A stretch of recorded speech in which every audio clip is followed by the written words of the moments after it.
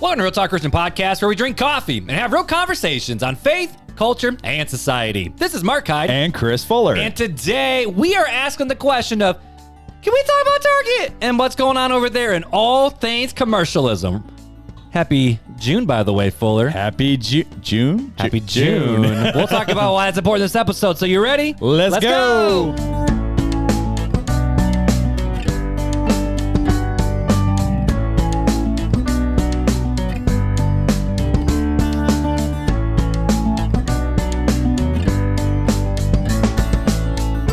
We're taking back June. Kind of. Okay, so, which side note, before we jump in, let's just call a spade a spade. This is our first time together, guys, in literally 3 months. February 18th, I think, was the last time we were together to record. Today, time of recording is May 26th. May 26th. So, unlike all the other episodes, we're like, hey, this is 3 months out. This is 3 months out. Like right around the corner. right around the corner, man. Yeah, this is like a couple weeks. This is wild. But we're back in the studio. We've already messed up. Back in the saddle. Yeah, well, I messed up. It's a tiny. We're knocking the rust off. That's all it is. But it's like just for real though. It wasn't that we bad. were like, why isn't this working? Oh, we got to plug it in. We pulled up the HDMI cable. Why is this covered in dust? Oh, because we haven't seen this thing in 3 months. When you pulled up, you were like picking cobwebs off. It was so bad. But I came in here and cleaned out all the cobwebs today because I haven't been in the studio since we stopped recording. I was like, oh, let me get all this cleaned up. Which means an entire part of Fuller's house has been going unused. It has, and it needs to. Well, I mean, other than like shipping out, coming down, and putting together swag bags, because all of our swag bags. Whoa, wait, our Bible stash is dwindling. It's starting to dwindle a little bit, which is a good thing. That means that many of you listeners have requested a Bible because you were in need. So we're going to be having to put an order in. But even worse, our swag bag inventory is low. I got to put an order in for swag bag goodness. stuff. I re-upped our business cards and our stickers. You might need to get a and our sponsor magnets. Again. But yeah, we're getting low on swag bags. And what else is coming right around the corner here in another month and a half? Revive Fest. Matt, I'm sorry. Messed it up. Revive Fest. Formerly known as Engedi, where yours truly will be putting on a workshop and other We're doing a lot roles. more fun things. Yeah, lots of fun things. And I know some of you are already planning on being out there with us, and we're looking forward to it. I don't know what we're doing yet, but we got to talk about that. We're doing something. We're doing a workshop. I'm doing a workshop. You're doing a small church media podcast. And we're doing stuff on the main stage. Supposed to be. We need to really touch base. We probably should touch base. But we haven't been able to touch base on a lot of things because life over the last 3 months has been wild. All right. So last time we were recording, Lennox was yet to be born. He is hence been born. Yep. And if you're in the part of the Facebook group, you guys been keeping up with that. Yeah, you kind of have that general idea. But for those who aren't part of the Facebook group, Mark, why don't you fill us in on all the exciting things that he brought into the world? A lot of crap hit a lot of fans. Let's just put it that way. Man, so if you guys been listening, you guys know he's had what's called congenital heart defect. And we found out after he was born that he had something called Schoen's complex. And so what Schoen's complex is there's basically, Beth is going to correct me because I'm probably going to get this wrong. So babe, fix this in the group chat, in Facebook group and everything. Give him a little grace here. A little mercy. It's Beth. She ain't giving me nothing. So, well, that's not true, but let's say appropriate. So for Schoen's... We're back. So for Schoen's complex, there's basically 5 issues that could be wrong on the left side of the heart, and any combination of those 4 out of 5 equals Schoen's. Now, the really cool thing is, as crazy as all the intricacies of the heart is, the guy who wrote the book on how to diagnose and treat Schoen's complex. His name isn't Schoen's? No, I don't think so. But he is at Riley Children's Hospital, which I'm proudly wearing my Riley's Children's Hospital t-shirt. So if you're on YouTube, you see Riley with the kids in like red wagons. That's their brand. And if you don't know what Riley is, it's one of the best children's hospital in the nation. Yeah, go look it up. I think that they were number 6. Yeah, this year. I think last year they were 5 of like top children's hospitals like in the nation or something like. I mean, like you can't beat like John Hopkins and Mayo and. But it's up there. But the fact that it's in Indianapolis, so we only have to drive 2.5 hours for one. The fact that it's less than 3 hours away, and they have like so basically the guy who who wrote the book on how to diagnose it, figure it out, and treat it is at Riley and oversaw everything that happened with Lennox. That's awesome. And so we were very, very blessed for that. But so anywho, so we went down. Beth was induced because he couldn't go. They wanted to get him to a specific point, but not go any past, so that way his heart is as in the best place it can be without actually potentially doing more damage in the womb. So Beth was induced. We were hanging out at the hospital playing cards. I brought my own coffee and my own pour over with the clever drip. It was pretty fun. I'm like, awesome. I have rubbed off on you too much, sir. It was so great. It was awesome because I never had bad coffee at the hospital, but it was awesome. I had some bad pour overs. But that's my fault. But anywho, so we were there and things were happening, and Beth had to be whatever the terminology is for being medically stop your labor. She was induced, and then they had to stop the uninduced. Yeah. Paused. Repaused, induced. I don't know. So because every time that she would have a contraction, his heart rate would drop and then it would come back up. Question: did you tell her pause? Did you do the whole pause? Or no? I like living. I like my life. I like living. Anyway, sorry. We had a talk. We made a section. We're going to go for we have to go a C-section. That's just what it is. And so, but they took her back. I get my little scrubbies on, feeling like I'm in Grey's Anatomy, ready to rock and roll. And I'm just sitting there in the lobby doing nothing. So not like I was just sitting. No, that's just. But I mean, I had to scrub up and get my elbows and use the fancy sinks. I'm not like, ooh, this is just like Grey's or ER, which we've been watching ER lately. Yes, that's the throwback. We've been binging. I love it. It's awesome. But so we get back there and come to find out he flipped breech on Beth. That's crazy. And so when they did the C-section, first off, it was traumatic going in because her contraction happened. His heart rate went down just like normal, but it never came back up. And so they apparently threw her back on the table and were starting to cut her open before they even had the C-section sheets pulled up. Yeah, and Janelle would be like... So Janelle's tracking this. Yeah, she would be like... Because you guys went through some crap with Noelle. Yeah, but she would need therapy after that experience. Just from the experience she had with Noelle was traumatic enough. I cannot even imagine what she would be like. So, Beth was apparently being moved all over because they were going aggressive on it because... Lennox flipped breech, so when they went to pull out his head like they thought they were supposed to, his butt came out. Do you think maybe that's why the heart rate never came back up? Is because he was breached? I don't know. I don't know. I don't know. I wonder if that's why. I mean, Elliot had. I remember Elliot had, obviously not with Beth, but Elliot had a lot of issues with his heart rate dropping too. Yeah. So I don't know if that's a genetic thing from my side. I don't know. But so his breech, they had to do a really aggressive T cut. Apparently, that's what it's called. So instead of just straight across, they had to go up. So she can which we're not having any more kids. 8 is plenty. What's that old saying? 8 and skate, man. 8 skate, baby. I've never heard of that. I'm gonna use that. 8 skate, baby. We good. So it's always funny because after you have 3 kids, and you're, do you really want more? You have 3, and then when you have 8, they're like, hey, why don't just go for 10? Go for the dozen. Go for the. It's like, 8 guys, skate, baby. 8 is 4 times more than the national average of kids. Just 8 and skate, baby. And I have 4 times the stress and anxiety. But anywho, so that happened. They pulled her out. So basically, her uterus is all right now in terms of if they're small children, you might want to turn this down. If she no, this is biology. So so if she ever gets pregnant, can never have a natural birth again, right. Which is very common with a lot of C-sections that are more T-cut or emergency, but also she can never go past a certain week mark or her uterus will explode. So that's pretty wild. So after that happened, he was carted away. We didn't see him for 8 hours, and they found out that his heart was actually worse in a lot of areas than other ones. So the first day of after surgery is always the hardest, but he almost had to be put on what's called ECMO, which basically is like a breathing machine. It costs $500,000 to turn the switch on. They bill you $500,000 for flipping the switch on. And so they have I think it's 7 or 8 ECMO machines in the entire unit. Over the course of that week, they used all of them but one. Wow. And apparently that one was lined up for Lennox, I guess. But so thankfully, it was a bad day, in the last ditch effort for medication to get him for his blood pressure and his heart to work like it should happened at the final hour. So we're really blessed for that. But yeah, we were at the hospital for a total of a whole month. We were there together for 2 weeks. I came back, took care of the kids. When Beth was there, then we flip-flopped a couple times and brought him back home.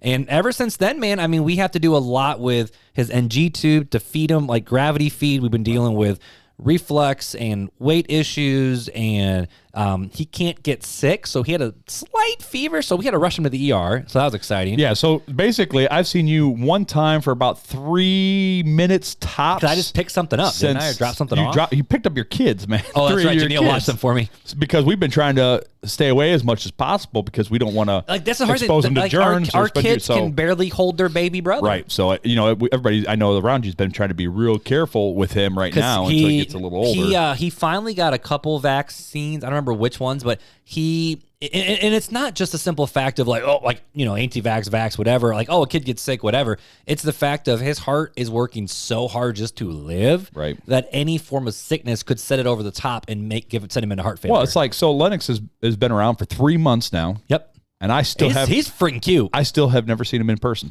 In 3 months. And I would consider myself. No one's even allowed to touch him. I would consider myself a good friend. 100%. But 100%. yeah, that's how serious it is right now with him and trying to keep him healthy. Like the only people that have actually held Lennox outside of our immediate family, and obviously, like, my mom, because she has to watch him some, is I think our kindergarten teacher for Nora, because Beth really had to go to the bathroom, and it is what it is. Sorry. And then Uncle Devin.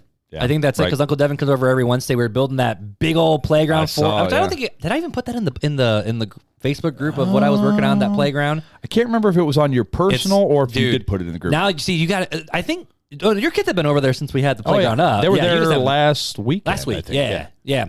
And so, so I've been building a playground in the midst of all this too. So that's been my release. It's been great. But so anywho, so right now what we're looking at is we're trying to figure out his feeds, and he throws up all the time. But thankfully, Beth just said that. And the other thing that's hard is, like, everyone bounces us around for answers. Insurance has been a nightmare. Doctors have been a nightmare.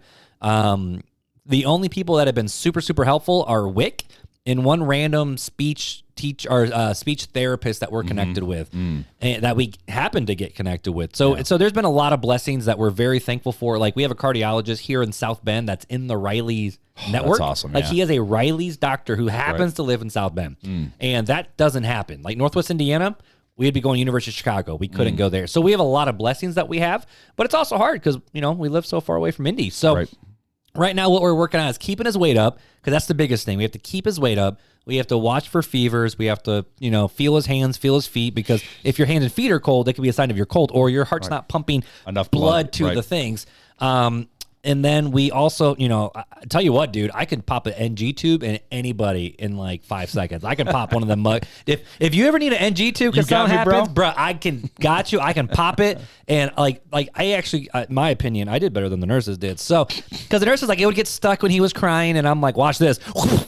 And I got it. Like super dad. Well, I got the touch, because I've done, like, every time I have to drop an NG tube, Beth doesn't do it. Right. I do it. Doesn't matter if it's 3 a.m. because he rips it out, or normal times, your boy does the NG tube. So, but we just do that. We keep feeding him. I feed him every day at 3 in a wrap sling while I work, and I have my other podcast mic stand that holds the gravity feeder. Right. And I sit there with him in a wrap with the gravity feed. I'm typing. But right now we're looking down the barrel of which we knew. He had it was called a closed heart surgery at 5 days old. That was where we had to come out of. But now he has an open heart surgery to fix the other 2 of the 4 issues. And that's coming up in July or August. I can't remember what. So the 6 month mark is what is when the time frame starts. September-ish. Yes, September-ish. So, but we call it the window. He has a surgery window. Right. Because they, as much as possible, want to wait till he's a year old to do all these, because it's aggressive, legit open heart. But at surgery. 6 months, he should be strong enough that at least if they had to, yes, they could. But the thing is the two issues that he has. One, they want to surgically repair as closest to the year mark as they can. The other one, they can do it at 6 months. Right. But because they don't want to do an open heart at 6 months and open heart a year. Right. So they're trying to get them both together. So they're trying to find how close can we get those 2 surgeries together. And then if the one that's supposed to happen in 6 months, like, okay, it's still fine. Let's just keep pushing out till last thing possible, because that ensures that we don't have 2 open heart surgeries, just one. But the main thing we're looking at now is he still has the hole in his heart that has to get repaired. Honestly, it's going to sound weird saying it's no big deal for them to have an open heart surgery and repair that. That repair is no big deal. So I actually work with a guy who's had a hole in one of his chambers. Since, it's common. And it's so really common.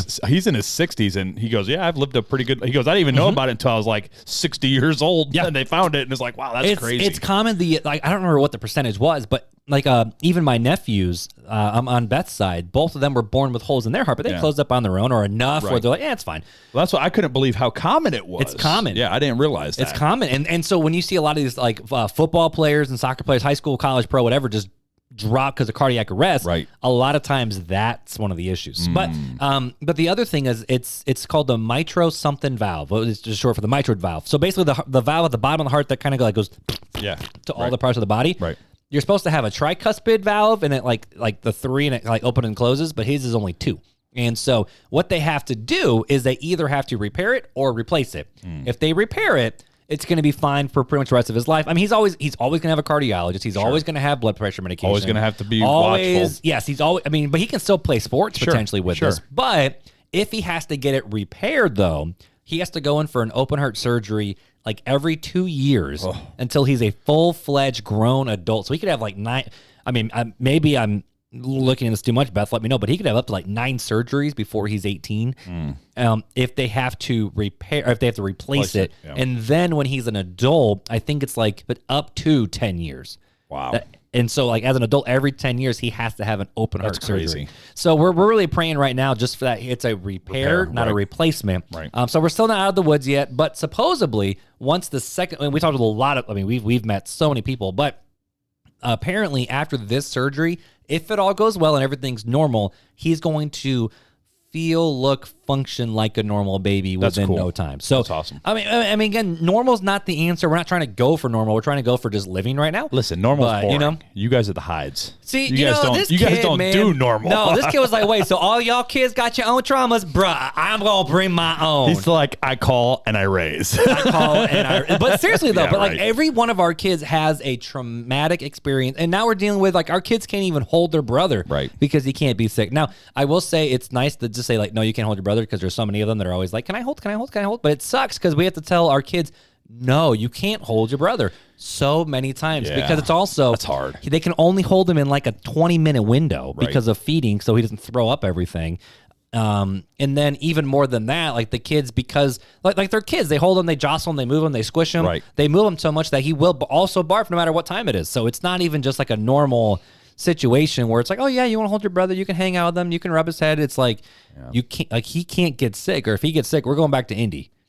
Yeah. And so it's a sad reality for some of the kids. Some of the kids, I mean, Elliot still is like, dude, I got another brother. I don't give a rip what's going on. He's like, I'm not the only boy now. So like today when I left, I said, bye girls, bye Elliot and Lennox. I can say, boys, bye girls, bye guys. And I can like legitimately say that because we have 2 boys. And he goes, yeah. So he loves it, man. That's awesome, man. Dude, so cool. Yeah, so that's what's up with the Hyde. So I'm wearing my Riley shirt intentionally to kind of show the peoples what's going on. Yeah. Well, I mean, a heck of a lot more stuff has been going on with the Hydes, but that's the Lennox update. Sure, yeah. Well, I mean,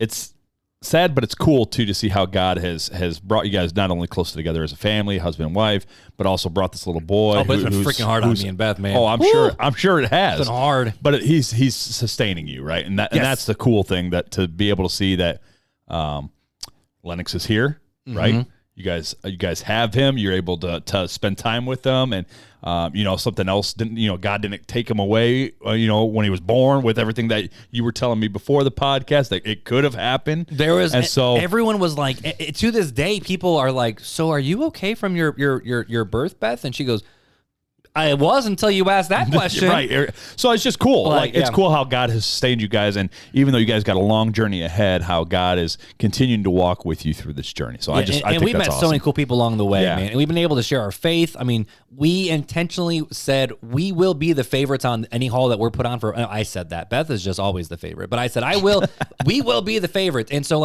we would have nurses and doctors just come and sit and hang out. You're like, hey, you want a cup of coffee? But seriously, I offered all of them coffee. We had candy off the freaking zoo.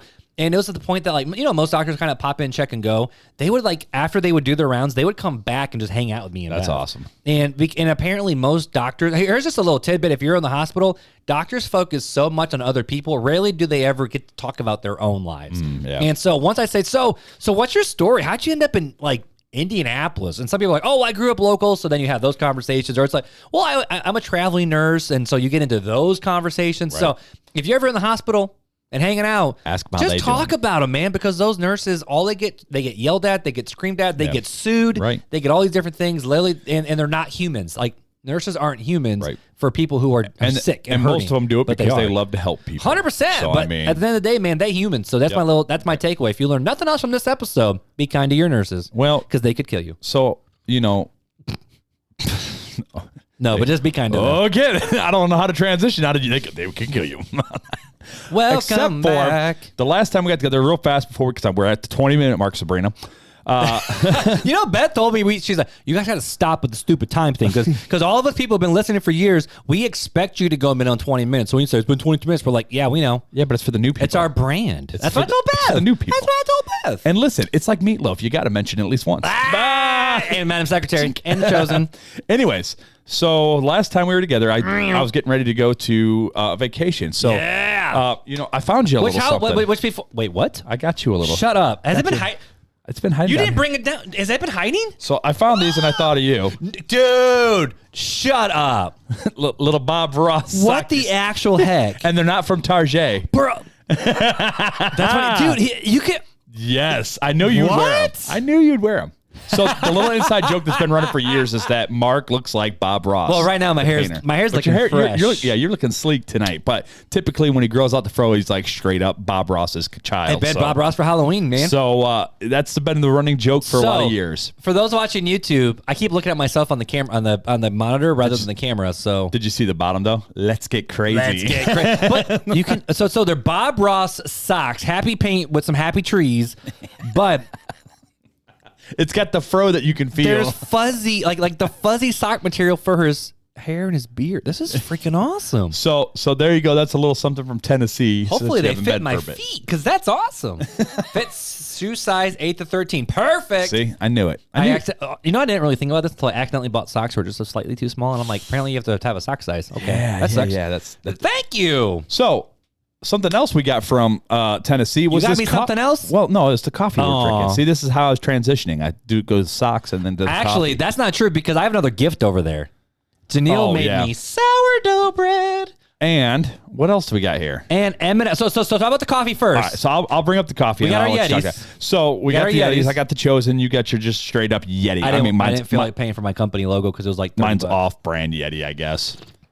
I don't know if it's actually Yeti. No, because you have to have a Yeti. Yeah, we went legit. This was our hey, Beth bought one for herself because it actually works apparently, and it does. This cup's amazing. So we're drinking something called Gold Rush from Frontier Coffee Company in Tennessee, and it's a light roast Guatemalan blend, and it's so really good. Now, it's very good. I mean, the biggest difference between you and me with coffee is I tend to make mine middle scale. Mine's always slightly weak. And yours is always slightly on the stronger side, like always. That's because I live with Janelle, and Janelle's like, give me the dark burnt roast as strong as you can. That was bad until this is all she gets to drink. And it's like... We still drink half calf every day, though. Since we started doing that when she was pregnant. We still do it because I can have more coffee throughout the whole day. He's like, I could drink more. Think about it. I can have 4 cups instead of 2. That's big time. That is true. But so this coffee is from Gatlinburg, I bought it right? in Gatlinburg. Gatlinburg? Yep. Now, is it like a legit... coffee company that's like a local? Is it like a touristy trap? Like it was a off the beaten track coffee house where I bought it from. And I don't know, branding is stinking cool. I don't know if so I forget it wasn't there. It was a different name for this coffee house. Okay. Than Frontier Coffee Shop. So I think they just buy the Frontier coffee, but it was really good because that's the coffee she uses.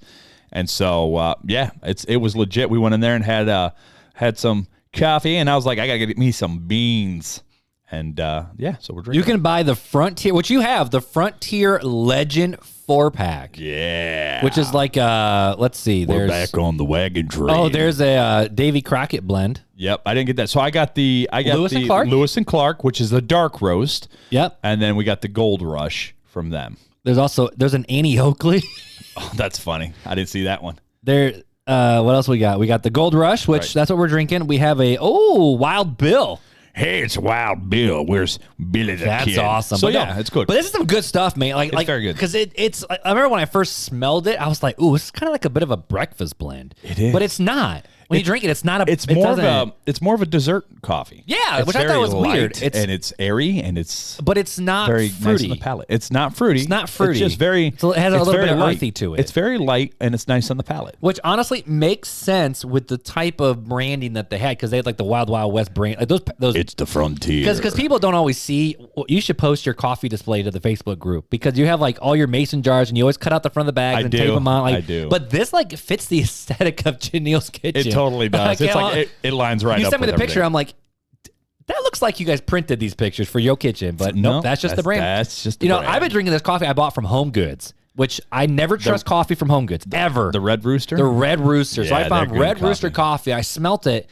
because I always want to smell their coffee. So Sure. I'm like, once in a while you find it. Smell it through the breathing. So I smelled it, and all of a sudden I'm like, this is craft coffee. I could smell the craft coffee because you trained me, homie. So I smelled it, and I went, holy crap, this is good. I start reading the bag. I go home, I look at the website, and I'm like, this is like $20 a bag, and I bought it for like 6 or 7. And so I told Beth, I'm like, it might taste gross. We're gonna throw it away if it's gross. It's a little stale. It's a little stale because they don't even sell this type of coffee anymore. It's that old. Right. But you and I are both like, oh, it's a little stale because basically it just doesn't punch you as hard if it's stale. Like if you drink Folgers, you're used to it. But but I posted in the Facebook group. I'm like, hey guys, if you're trying to like stay on a budget, like being bothered on a budget, check out the Home Goods. Check out the TJ Maxx. Don't buy the flavored coffees. Those are gross. Yes. Those are gross from there. You can buy flavored from other places, but those are gross. But once in a while, you could find the actual coffee. So another place I've been legitimately loving right now is the Toccoa Coffee here in Mishawaka. I live right by it. I live right by the roaster. So it's delicious. Can we get a sponsor from them? Because that'd be awesome. They're local, man. Yeah, you never know. That'd be dope. I mean, I got to talk to the owner for a couple hours. I've only had Toccoa once, though. It's really They good. just opened up a coffee shop in Granger. I know. That's where I met the owner. Jeff. Okay. Jeff's the owner. But we need to go have coffee there and have a conversation with Jeff about some things. So maybe we'll get around to that later on. All right. You brought something else to the show. Should we talk about this next episode? No. I didn't bring it. I didn't bring it to the show. I apparently guilted Janelle about her eating the rest of my M&Ms. Somebody was like, oh, it's so bad that Janelle ate all of my M&Ms, and how dare she? And he didn't tell the other half of the story where he's like, I told Janelle that she could eat my M&Ms. But she left that part out. Because it's not funny when I do the second part. She goes, it's not funny. She goes, I even asked him, I'm sorry, do you want me to buy you another bag? He's like, no, it's all good. Not. And then he called me out on a podcast, and I'm like, that is too funny. So Janelle replaced our coffee M&Ms, but these are not coffee. These are what? Caramel cold brew M&Ms. Oh, they smell good. So I'm going to see what this is like. It's got a caramel in it. Mm-hmm. See, I'm not a big fan of caramel in my chocolate because it's gooey. And it hurts my teeth. It's good, though. It tastes really yummy. Anyways. Sorry you got here to smack our mouth. I got one more to eat. I mean, it's really yummy, but I would eat this because there's enough chocolate and M&M and not all the caramel. Well, like actually eating actual caramels or butterscotch, I can. I'm like salivating from the mouth. I'm getting a good cold brew flavor there at the end. I haven't had it yet. It's there. It's very subtle. It's kind of like a bit of it's like a burnt cold brew taste. Yeah, almost. It's almost like it's burnt. Like, but that's. I mean, it's from Starbucks probably. So, Anyways, so tonight we are actually drinking coffee, folks. Coffee. Even though you have to go to bed crap early because you got to work tomorrow. Yeah, I know. We got our nice little Yetis. We have had our M&Ms, and now we're going to talk about our wives' favorite store.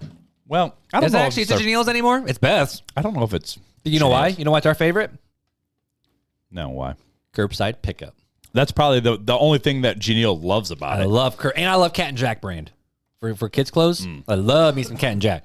But so yeah, we don't shop there on a regular basis, but she does love the curbside. And that's the thing is so jumping into the conversation. Well, we didn't even read. We got to read the review first, bro. I forget. See, I'm so out of practice. Man, it's a short one too. All right, I'll read it real fast, and then you can set it up. Think about how you're setting up. All right, it says helpful from Miss 1122. When my mind is empty at work, I make time to put this on so my empty mind can be filled and reminded of the graves and love of God. I think she meant grace and love of God. Great and relatable host with charismatic attitudes towards Christ our Savior. Be healed! Wow. Wrong charismatic. The bodies hit the floor. If you've ever seen Let the Bodies Hit the Floor, Benny Hinn edition, is the whole bodies hit the fly, and then like he whips people with his jacket. But they also took his jacket and put a lightsaber in his hand and then do the light. Yes, that's an old. It looks like, and then if you put the music over top of it, when Anakin is. What was that? Order 66. What's the order? Yeah, where Anakin, Order 60. Order 66. Wow, that was impressive. I'm Darth Sidious. Well, speaking of the Darth Sidious, we're going to talk about the Darth Sidious next the conversation. So, we're at 30 minutes. We haven't even jumped into the episode here's yet. the deal, guys. So, I'll just be honest. I love Target. Target's probably the main place I shop. I can shut that place down. Look, we've often said you were Target bougie. I am Target bougie, which saying. means I'm semi-bougie. Okay, Jenny? I'm not full bougie. Don't give me that crap in the Facebook group, okay? I'm semi. I am. It just means you're bougie on a budget. But most of my stuff.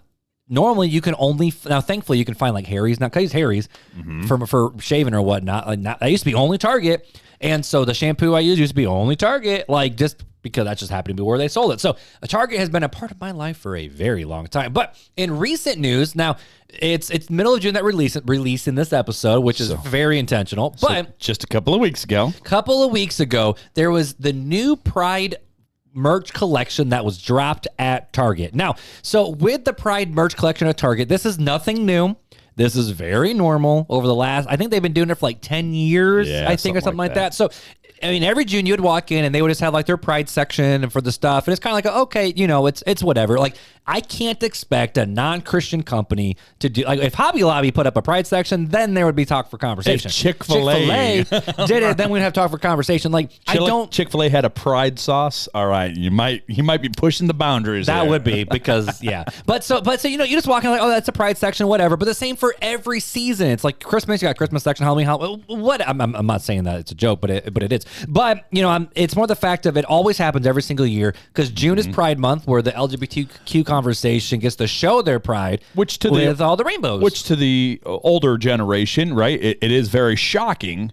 But to people like you and I, we've grown up with it because it's been happening so often since we were younger that it just. Not that it shouldn't phase us, but it's like, okay, I'm just not going to shop over there. And this is the hard thing, too, because I raised a bunch of little girls who love rainbows. But so we do buy some rainbow clothes because there's rainbows. Noelle's got no rainbow sandals, like dress sandals right now. And this is they're cute. Right, us too. And so listen, the rainbow is Jesus's, okay? Actually, I was going to say this at the episode. I forgot. So there's an episode a podcast called Pints with Aquinas that I enjoy. Okay. And they just kicked out a new, like, very aggressive shirt about, like, the same idea as the Ark Encounter, like, Take Back the Rainbow or whatever, but they did it in a lot more Gen Z design, and I have to find the shirt next episode. It's hilarious. But so anyways, let's dive into more. So with Target, they've, whenever it's June, every brand does the virtue signal of the Pride flag in their Instagram profiles or their website, or they have a Pride collection, whatever, which we're going to talk about. Man, those M&Ms are giving me the burps. That's the coffee. We're going to talk about why they do it, because I found out through research that it's actually not virtue signaling. It's intentional. So, but this past year, Target recently announced and dropped their brand new Pride line that includes a lot of very aggressive, for lack of a better word, liberal things that people are praising Target about. Because like right now, the biggest thing is like Dylan Mulvaney, like with Bud Light. And I've been following the Dylan Mulvaney saga like all year because that's just been hilarious. It has been a hot basket case mess. So I've been following that. I've been following other things about all these different brands or whatnot. But now it's the fact of it used to be like the weird side of TikTok. Like, oh, that's just the weird TikTok. That's the weird Instagram. You don't have to do it. But now it's in front of our faces where Target is starting to sell like tuck underwear, where it's like if you're a lady with a, instead of a, you got to like tuck. So there's now is women's swimsuit apparel that is tuck approved for more comfortable women swimwear. And then there's other things like there's new type, and even Target's like, these are not for LGBTQ, but the brand who created it flat out say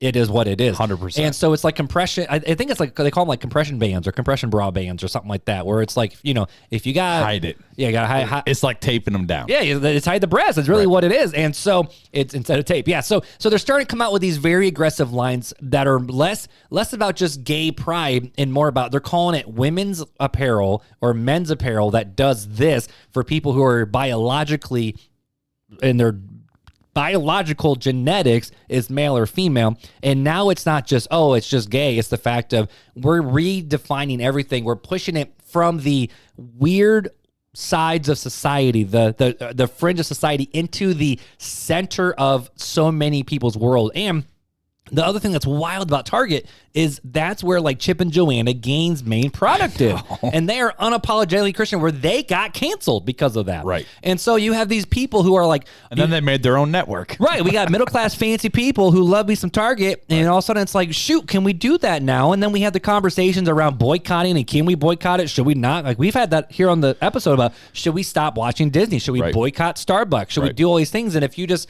say, okay, you got to boycott everything that is just out there that we disagree against, you basically go Amish, which is really what Amish is. It's a boycott of life.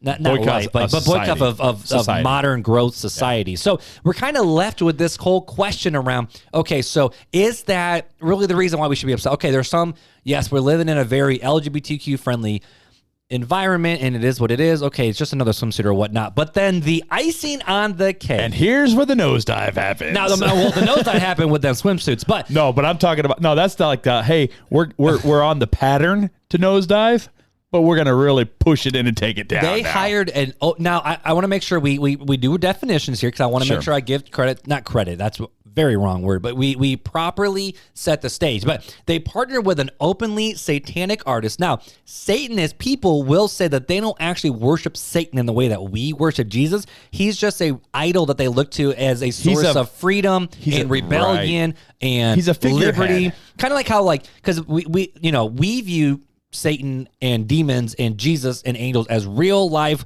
battles and wars going on, like, because we see that to certain Satanists. There are some that do the sacrifices and all that crap, man. I've met some ex-Satanists. It's like some weird Wiccan, like there's some wild Wiccan stuff out there, man. But this Satanist artist, he has a lot of Wiccan stuff in his art. To me, it's like this. Okay, have you seen his Instagram, by the way? No. So you have Christians, and then you have like, hey, yo, I'm Christian, but I'm going to go and sleep with my girlfriend and nothing's wrong with it, right? So you got two sides of people that call themselves. I think it's the same with Satanists.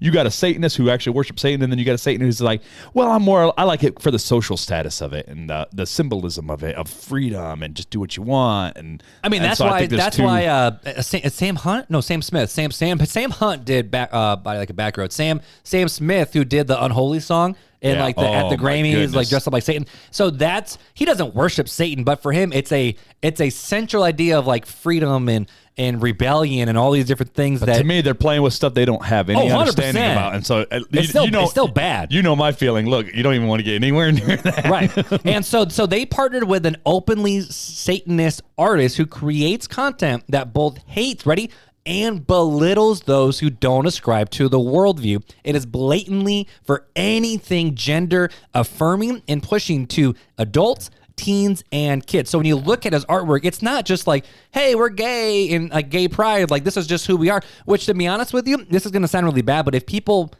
especially if they're not Christians, I don't expect you to act like a Christian. If you gay and you have like gay pride and rainbows, that doesn't bother me. But when it openly says stuff on the apparel of the fact of don't destroy transphobia, destroy transphobes or stuff like that. I didn't put it that way. Don't quote me on that. But I read a lot of stuff where it's like, that's not just like saying we're now attacking your entire worldview because you are wrong.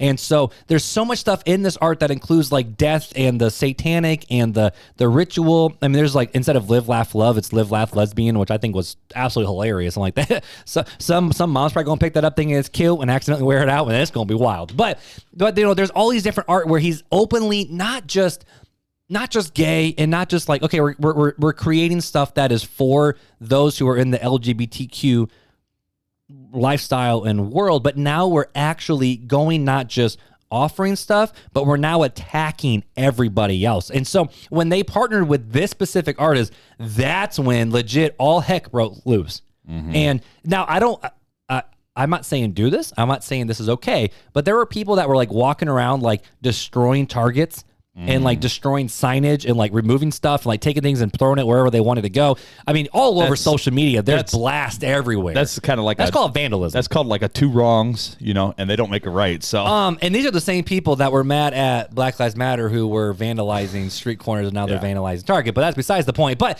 you know, there are people out there who are openly physically like trying to destroy these things. And so within matters of like hours or days, Target removed all that stuff and they say for the safety of our employees and for our own workers, because people are getting so violent about it. To which the left side basically says, y'all just need to sit down and shut up. It's not doing anything to you. To which the right side, and then I should say is the left side is saying to get your Christianese values out of here. And then people on the right side who aren't even Christians are like, bro, this ain't Christian. This is weird. Like, don't do this. Like, it's not just the level of what the argumentation is the fact of it's not just you being gay and living it. It's the fact that you're shoving it down everybody's throat where everyone all of a sudden, if they don't, they say, I don't agree with that. It's like, oh, you hate people and now you're damned forever for the rest of the culture. Like canceled. Like that's what it is. Right. And so there's a massive fight going on. And the question is why are all these companies doing this? B, what should Christians do about it? Like, can we talk about this? Like, what's actually happening? And since people are talking about it, I think we need to talk about it. But before we talk about it, though, we have to know that this isn't just a Target issue, though. And I mean, let's just be honest. I think everybody knows this isn't just a Target issue. But lately, it's been a lot more aggressive and in front of people's faces. Like Adidas now is coming out with, and again, it's not like, I don't want to, I'm just going to call spades. It's not like transgenders categories, but it's women's swimsuits. For men.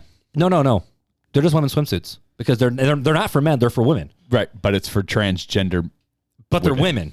And that's the thing. Which is men. And so it belittles women's. In my opinion, it actually, like, there's no purpose in having Title IX anymore. There's no talking about the beauty of womanhood. It's what's the word I'm looking for?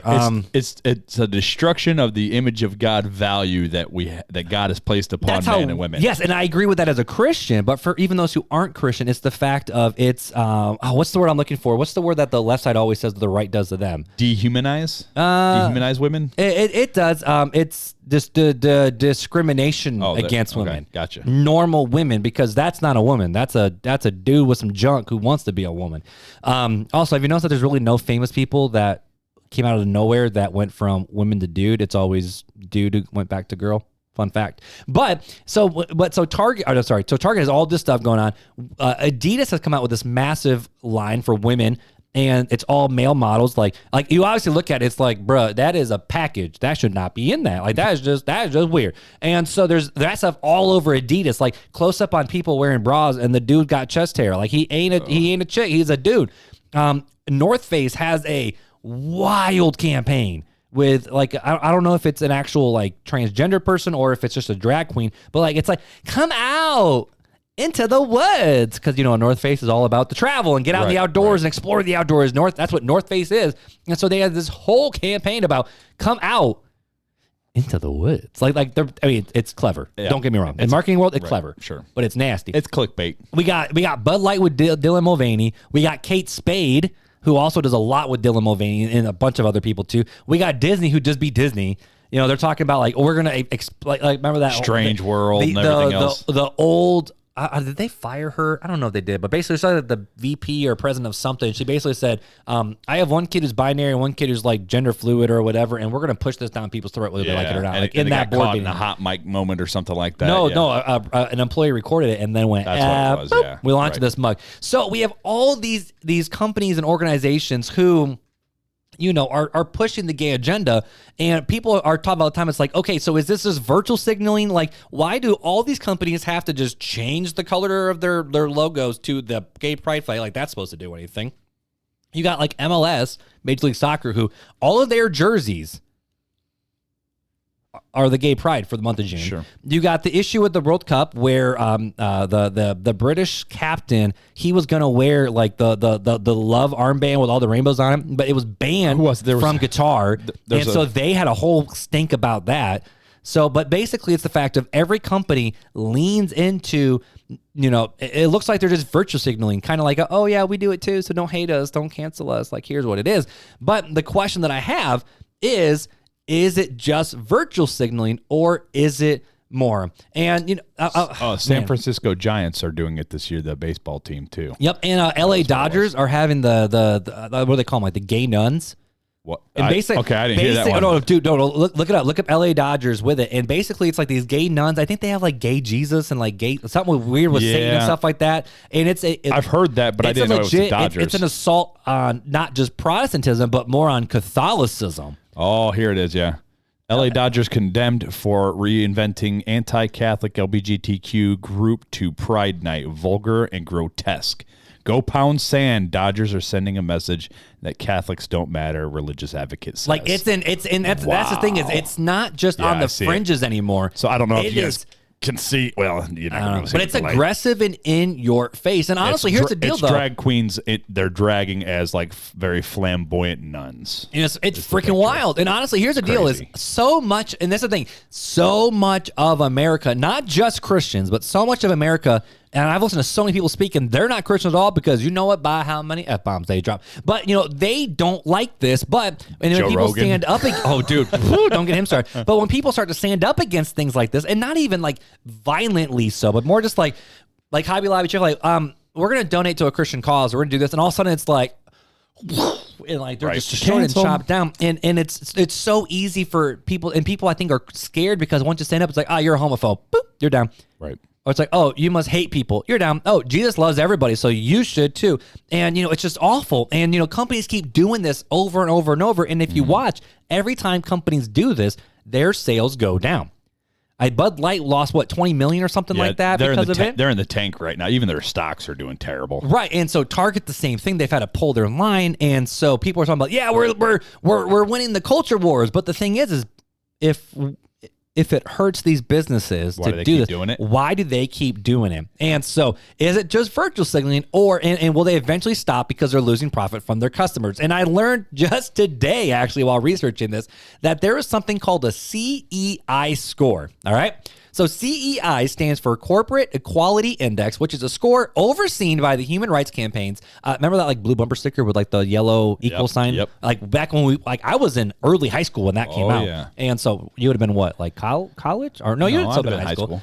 That's right. You're not that much older. But so the Corporate Equality Index is a score, and the score system is overseen by the Human Rights Campaign, which is the largest LGBTQ plus political lobbying group in the world. Now the question is, does this score really matter? Because like I can give scores to businesses. Does this actually score? Does it matter? And the answer is wildly so. 100%. Yes. And so I have an article that I'm going to read, and I'm actually going to read a lot about it because it's going to I don't want to say it's going to set the stage, but it's going to get our minds thinking about why are companies actually doing this. And I see so many people talking about, we want to hate Target, we want to boycott, but no one is going into the root behind it. So I'm hoping that we might lead the charge a little bit and going, what's the why behind the what? Because we're attacking the what, but if you just keep attacking the what, you don't go after the why, you're not going to win.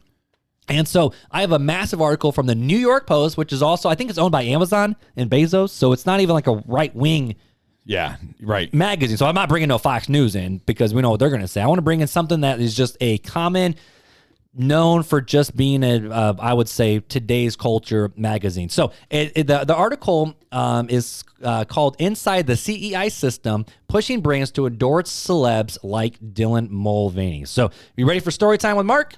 Story time with Marc Hyde.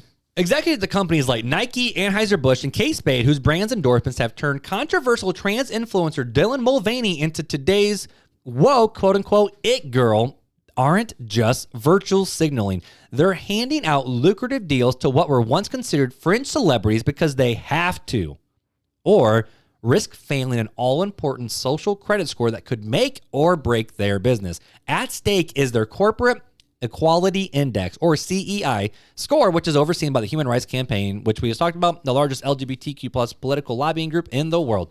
HRC, the Human Rights Campaign, which receives millions from George Soros' Open Society Foundation, among others, issues, you ready? Report cards for America's biggest corporations via the CEI, awarding or subtracting points for how well companies adhere to what the HRC calls its rating criteria. Businesses, and by the way, this article will be in the show notes, businesses that attain the maximum of 100 points total earn the coveted title of Best Place to Work for LGBTQ Equality. Ready for this? 15 out of the top 20 Fortune ranking companies in the world received a 100% rating last year, according to the HRC data. So 15 out of 20 top organizations, and maybe not the world, maybe just America, but because China's thinking huge with some of their companies. So I was saying America. So, but they received it 100%. More than 840 U.S. companies racked up. It's hard to read this much, huh? Racked up high CEI scores. According to the latest report, the HRC, which was formed in 1980 and started the CEI in 2002, is led by Kelly Robinson, who was named as president in 2022 and worked as a political organizer for Barack Obama's 2008 presidential campaign. The HRC lists 5 major rating criteria, each with its own lengthy subsets for companies to gain or lose CEI points. So this is actually called, not my words, but their woke rating.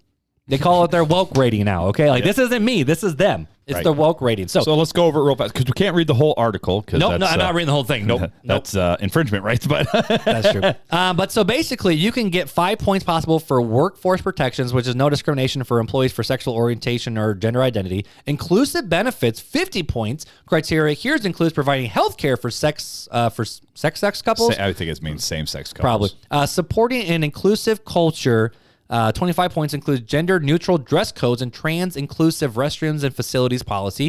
Corporate responsibility, but we're going to get into that, right? Exactly. So corporate social responsibility, which is marketing or advertising to the LGBTQ consumers, which include Nike and Bud Light's lose of transgender spokesman Dylan Mulvaney, and then responsible citizenship. You ready for this? Negative 25 points deducted if a company gives. It's called what? Responsible citizenship. Yep. Not irresponsible, but responsible. Correct. Right, go ahead. So points deducted if a company gives money to, quote, to organizations whose primary mission includes advocacy against LGBTQ equality, which is not defined but could include Christian groups. That's what they say. If you give money to a Christian group, you're getting 25 points. Right. So I looked up Hobby Lobbies. Way down in the tank? No, I mean, it's like in the 70s. Wow. But probably because they have bathrooms that are just like, you just lock the door and go to the bathroom. Like, they're like family friendly. Right, but this is why Chick-fil-A got put through the ringer last year. And that's why they're one of the companies who are not, like, they're a Fortune, like what, 10 company or whatever? Like, that's where it said only 15 out of 20. Like, Chick-fil-A is one of the top, but they didn't receive the good award because they gave money to Christian groups. So, let's see. I'm going to scroll forward here. All right, so here we go. So all that stuff is the score. It doesn't sit passively either. The HRC sends representative corporations every year telling them what kind of stuff they have to make visible at the company. They give them a list of demands, and if they don't follow through, then there's a threat that you won't keep your CEI score. You might be thinking, why does it actually matter? Well, the CEI is a lesser-known part of the burgeoning ESG, environmental, social, and corporate governance, ethical investing movement, increasingly pushed by the country's top 3 investment firms. The 3 biggest investment firms in the entire nation is the ones who are backing this thing up. So the ESG funds invest in companies that oppose fossil fuels, push for unionization.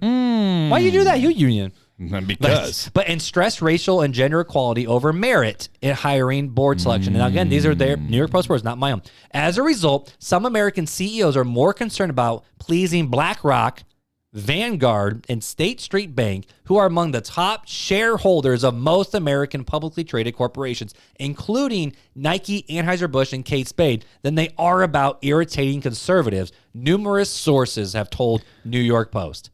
And so I'm not going to keep reading the rest of it, but the question is, it's long, but it's an amazing, it's an eye-opening read. And I'm going to go back through and read it myself. But also bump to the other links that they link inside the article because it's freaking wild. But basically what they're saying in this is they don't care how much money they lose at the consumer level, because even if Bud Light sales are down 20 million, it's not as bad as if this would happen. So if all these companies are not doing what we think is virtual signaling, they lose all of their investor money. And so it's literally, the question is we always like, who are conservatives fighting against, and why are you guys trying to fight against the man? It's because the 3 most powerful investing firms are the ones who are pushing for all of this. Not only that, they're kind of making policy here in the States. They are. If you look at it later on, it says Fink has denied. Fink is a guy that is part of the ESG. has denied ESG as political, but key staff managing his ESG operations worked in the Obama administration and donated to Senators Elizabeth Warren and Bernie Sanders. In his first veto, President Joe Biden last month rejected a GOP-backed bill that sought to block ESG investing, especially in pension funds where critics say American retirement funds will be sacrificed to a radical left-wing agenda. That's just crazy. Like, I'm not trying to bring a bunch of politics into this. It's just crazy that they even have the reach, the ESG has the reach into the political realm as well. And this is why I'm glad you changed the title, because originally my title was just like, so can we talk about Target? Because, you know, that's how my voice goes when I ask that question. You're like, no, this is bigger than Target, bro. This is commercialism. Here's the thing is, I have watched Instagram videos and TikToks and Twitter videos and rants all about going after just Target. Like, oh, I can't believe Target would do this. Do they not care about us? And we're a bigger demographic. To be honest, they don't give a rip. Right, because it's not about about the demographic. So every time you see a company change their logo on social media, they do something new, they do some new shirt line or something like that, it's literally they're fighting to keep their index scores up, because if they keep them up, that means get billions. It's all about it's all about the investors. Yes. Not about the demographic they don't of care. the consumers. And that's the thing is, so Target knows it's wow, we turned into like some political finance show just from a couple months off. This is what happens when Marc and Beth listen to a lot of Dave Ramsey and about our own personal finances, I guess. But they didn't talk about this at all. And that's the thing is when I was starting to research this and study, I thought we were going to just talk about Target and what should Christians do at Target. But nah, bro, this conversation is freaking huge. Yeah, this is a huge conversation. Because it's not just Target. It's not just Bud Light. But it's everybody that has investors, really. Right. Really, that's what it is. Exactly. And so this is why we had the conversation of, can you boycott stuff? How should you fight things? How should you do this? Because we have Christians on one side who say, you know, basically like, we have to go attack. We got to fight. We got to do these things because you got to bring God back into the schools, and we got to bring Jesus back into the culture and all these different things, and take over culture with Christianity again, because the Christian culture is better than the other one, which we believe is true. But then there's the other one where it's like, no, we need to make sure we represent ourselves well, and we're nice and kind. Let's let them do their thing. They're against the world anyways. We need to make sure we're ready and not deal with these things. So when people come to us, we're ready to have these conversations. And it's almost like, bro, you ain't got no backbone. Right. Like, I used to not give a rip about. I was talking with a different buddy of mine who he doesn't have kids, but I do. And he goes, honestly, dude, he goes, I can't think about it. It's not the fact that I don't care. They're not Christians, so why would I expect them to? And I said, I thought the same thing until I have a kid. Right. I have lots of kids now who are talking with therapists, and they're in school systems, and they're all these different things. And this is I don't want to say doomsday, because we're not about the doomsday. Wait till we flip the script on your I'm set on you fools, but nope. But wait till we flip the script on you guys. But the question is what are we supposed to do with all this? Well, and to go back to a statement you made about, you know, there's kind of both sides of boycott everything, or no, man, peace, love, and just be a good ambassador, just show the love of Jesus. Because there is a level of we have to have peace. That's both sides, right? Yeah, that's both extreme sides, and I think you would agree there's a middle ground, right? We can't go burn the middle way, according to Madam Secretary. We can't go burn down Target because we're bringing Christian values back. But at the same time, we can't be like, hey, you do you, boo, and we're just going to love you through it. Like, no, neither one, because we're supposed to be ambassadors to the world. We're supposed to be bringing God's kingdom to the world, to the fallen. We're supposed to be to go. This is the good news. And so this is the question then. And so Christians, you know, for all intents and purposes, as Christians, we should not expect unbelievers to act like Christians, because even Jesus said they ain't gonna. Right. Paul said they don't know any better. They follow after their father, the devil, because they don't know anything. Right. And so why should we expect non-Christians to act like Christians? But the question is this a Christian issue, or is there something bigger, deeper about it? Well, I think it's both, because if you look at Paul in Romans, right, he's talking about what's the law. What's the law? What was the Torah and the Tanakh for the Jews, right? What was it supposed to be? It was it was their way to connect with their God and be a set apart different people. But if everybody could keep the law, Christ even said if you can keep the law perfectly, yeah, you're good. You're all right? You've got salvation. You don't need salvation because you kept perfectly. So what is the law?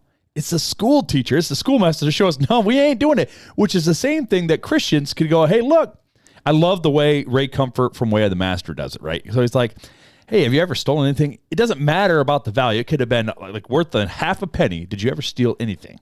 And it's like, well, and according to the law, then that would make you a thief, which means that you're doomed to hell because you sinned against a great and loving God. So it's not to bash him over the head with the law, but to show that, no, we're all on the same playing field of we all deserve hell and death, and yet Christ came and died for us. There was this bigger plan to save us, and that's where we bring the salvation, and the good news message comes into it.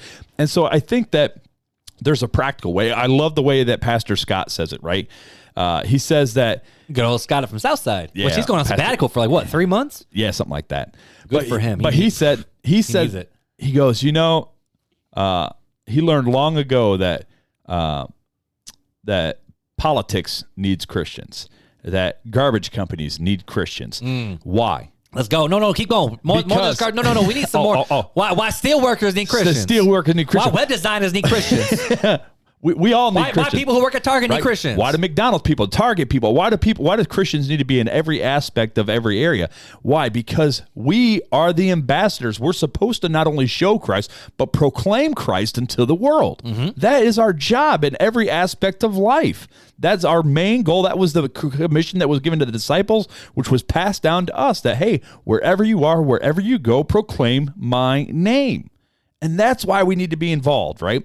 So am I saying, if you work at Target, you should quit Target right now, right? Well, no, because God has you there for a reason. Now, I'm not saying, okay, well, go out and seek these things, because God may not be calling you to go to the bar to preach the gospel, but he may be calling you. He may be calling you to go to the bar and preach the gospel. I don't know. I mean, everybody's got to find their own calling. And I love... So I asked, Scott and I are having a great conversation, which when he comes back from sabbatical, I want to get him on the podcast to talk about a conversation that it's going to be me mediating and you and Scott giving your thoughts, because I've never been a pastor, but you have, and he is. So I asked. He's one of the realists, man. I asked, because he goes, I thought of a good topic. Like, for us? For us. He thought of a good topic. And I'm like, well, if you Does he listen? Scott, do you listen? He doesn't listen. He doesn't listen. I was about to say, because you kept stealing our sermon. You kept stealing our podcast stuff for your sermons. So, but or his commentary. he brought into the conversation. He goes, yeah, the topic idea I have, which I said it's going to be a 2-parter now. He goes, how do you know when God's calling for your life? Like, what does God ever revoke the calling on your life? Like, if you were called into pastoral ministry, does he ever revoke that calling? Was he asking about because of me? No, he wasn't. I don't know where it came from. He goes, he was talking to somebody and it just came up in conversation. I go, well, that's a good, interesting thing. But then I followed up with a question we get asked all the time. All the cod. All the time. You want to go out to Maine and get some fish? Yeah, exactly. How do you know God's calling you into the ministry, right? Yep. And so I asked Pastor Scott, I said, so what's your take on it, right? How did you know you were called in the ministry? He goes, because I could do nothing else. He goes, the calling was so strong on me, I knew no matter what decision, I would never be fully satisfied unless I became a pastor and pastored and a flock and led these people as best I could.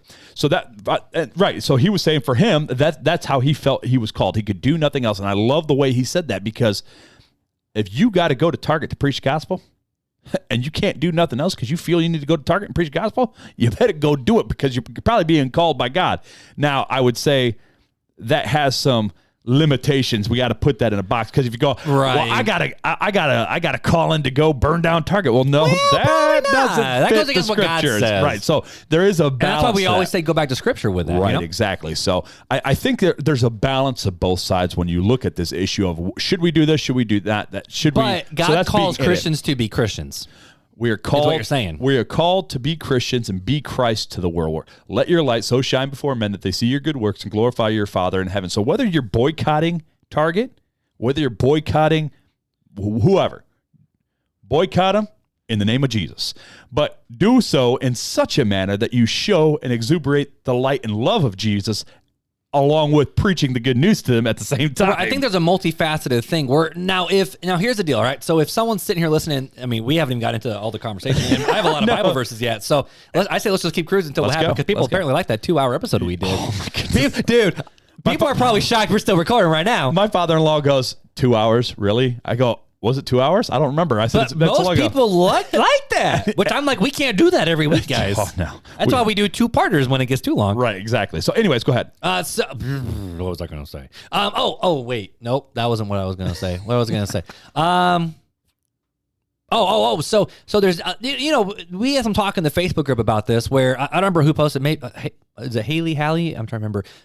So what are we supposed to do about Target? And people are jumping in and like they're like, most people are saying like I'm conflicted because sure it's Target, and if I say no, I'll never shop at Target again, well then don't go to Starbucks, don't go to McDonald's, don't go to Walmart, don't use the post office, don't use FedEx, don't use UPS, don't use your iPhone, don't use your Android, don't use Google. I think the people that are boycotting, it's more of the in your face. No. But that's what people are saying. I'm not saying do that. I'm just saying people are like, well, if I have to boycott one, how to do all of it? Then there's other people where it's like, nah, screw it. Like that ain't right. Like we're not supposed to celebrate evil, and there's a difference between you supporting things that we shouldn't support versus blatant evil. I think that's where the conversation needs to go. Sure. But, I think there's going to be people on both sides, so we do need to show grace. But I do think this is where we need to think through the cultural issues of what it means.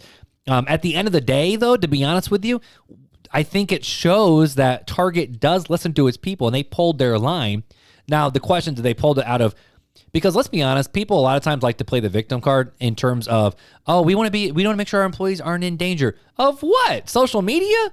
Like last time I checked, y'all burned down Minneapolis and y'all were cool with it. Like, what are we talking about when it comes to we fear for our employees? Now, there are some people who are buck wild who should go to jail for vandalism at Target. I don't care 100%. Who you are, if you love Jesus or if you don't. We don't support it. No, if you vandalize Target, get your butt in jail. Like that's just... Walk yourself in. If you're in. destroying somebody else's property, you're sinning. That's just straight right. up. And the Bible trumps your thoughts and your opinions. Exactly. And so with that... And your political views. 100%. The Bible trumps all of that. Right. And so with it, should we expect those organizations and those people to support Christian and Christianity?